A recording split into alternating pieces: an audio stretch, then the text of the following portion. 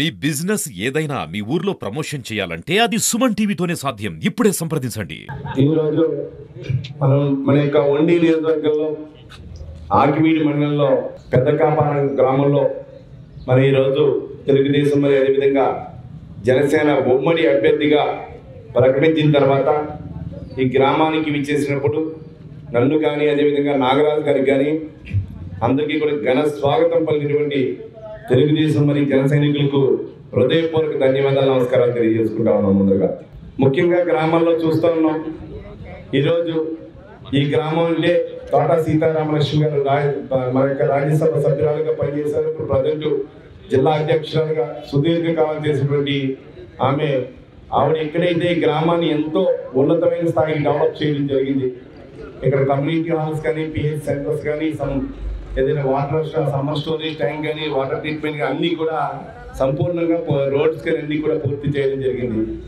అదేవిధంగా మాకు చాలా బ్యాడ్ ఏంటంటే ఇక్కడ ఏడుకొండలు గారు తోట ఏడుకొండలు గారు ఎప్పుడు కూడా వారి జీవితంలో వారి సోదరులు కానీ వారి కుటుంబ సభ్యులు ఎప్పుడు కూడా తెలుగుదేశం పార్టీని ఎప్పుడు కూడా అంటిపెట్టి నుండి ఎప్పుడు సంపూర్ణమైన మద్దతు తెలియజేసినటువంటి ఏడుకొండలు గారు వారి సోదరులు ఈ ఒక సంవత్సర కాలంలో మాకు దూరం ఉండడం చాలా బాధాకరమైన విషయం.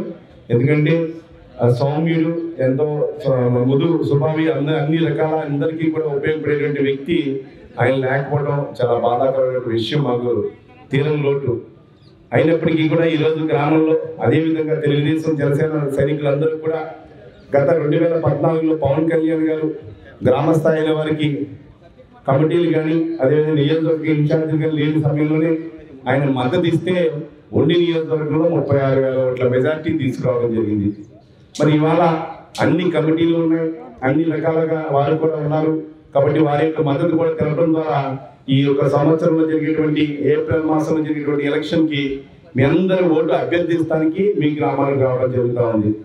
ముఖ్యంగా జన సైనికులకి అదేవిధంగా తెలుగుదేశం పార్టీ కుటుంబ సభ్యులకి కలవడానికి మీ గ్రామాలకి ఈ వేదికటువంటి పెద్దలు అందరూ కూడా మండల పార్టీ అధ్యక్షులు కానీ తెలుగుదేశం పార్టీ అదేవిధంగా జనసేన అధ్యక్షులు కానీ గ్రామ పార్టీ అధ్యక్షులు కానీ వివిధ కమిటీల్లో ఉన్నటువంటి సభ్యులు కానీ అందరికీ కూడా హృదయపూర్వక ధన్యవాదాలు తెలియజేసుకుంటాయి. కార్యక్రమంలో పాల్గొన్నటువంటి కౌన్సిలర్స్ కానీ అందరూ కూడా ట్రస్ట్ ఇన్ఛార్జీలు కానీ ఎక్స్ సర్పంచ్లు కానీ ఎక్స్ ఎంపీటీసీలు కానీ ప్రతి ఒక్కరిని కూడా పేరు పేరున ఈ కార్యక్రమంలో పాల్గొన్న అందరికీ కూడా ధన్యవాదాలు తెలియజేసుకుంటున్నాం.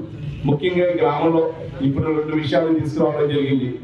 మంచినీరు ప్రాబ్లం ఉందని త్రాగునీటికి ఆ రోజు 100 కోట్ల రూపాయలతోటి ఒక వర్తమైన కార్యాచరణ ఉండి నియోజకవర్గంలో చేస్తే ఈ గ్రామంలో ఎక్కడా కూడా ఆ గ్రాంట్ 50% కట్టక వెనక్కి వెళ్ళిపోయి ఈ రోజు త్రాగునీరు సమస్య ప్రతి చోట ఉండడం జరిగింది.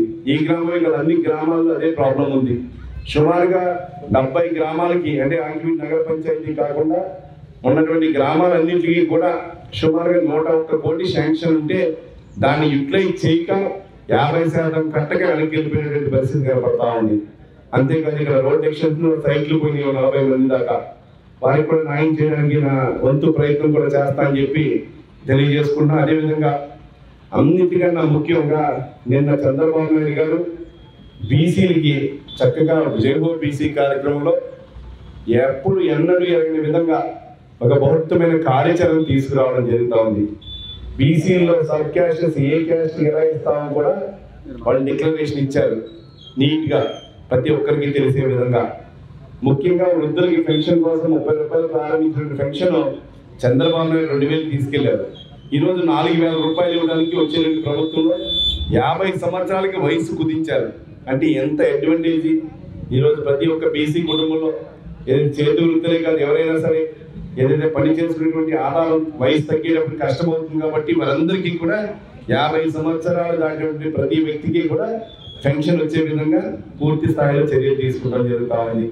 మన యొక్క ఆకివీడు మండలంలో కుప్పనపూడి గ్రామంలో మన సర్పంచ్ గారు అనురాధ గారు ఆధ్వర్యంలో ఈరోజు సచివాలయం కానీ అదేవిధంగా రైతు భరోసా కేంద్రం కానీ హెల్త్ క్లినిక్ కానీ అందరినీ కూడా సందర్శించడం, అదేవిధంగా ఈరోజు ముహూర్తం మంచిదని చెప్పి సమయం చూసి కొబ్బరికాయ కూడా కొట్టడం జరిగింది.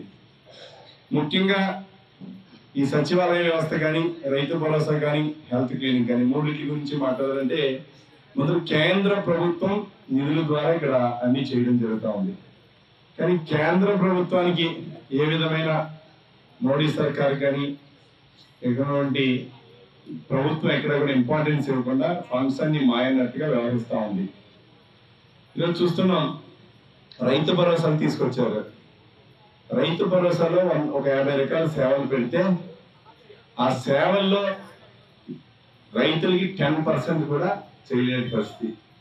మన యొక్క గ్రామంలో నుండి భూభాగం ఎంత ఉందో ఆ భూభాగానికి అవసరమైనటువంటి మందులు కానీ ఎరువులు కానీ పెస్టిసైడ్స్ కానీ ఫెర్టిలైజర్స్ కానీ లేదా ఆక్వాకు సంబంధించి కానీ ఏదైనా వారు రైతు భరోసా నుంచి కేవలం 10% కూడా సప్లై చేయట్లా. 5 సంవత్సరాలు అయింది మొదటి. బోలంత డబ్బులు వెచ్చించి ఉపయోగానికి పనికొచ్చేటట్టుగా ఎక్కడా కూడా ఈ ప్రభుత్వం చేయలేని పరిస్థితి కనబడతా ఉంది.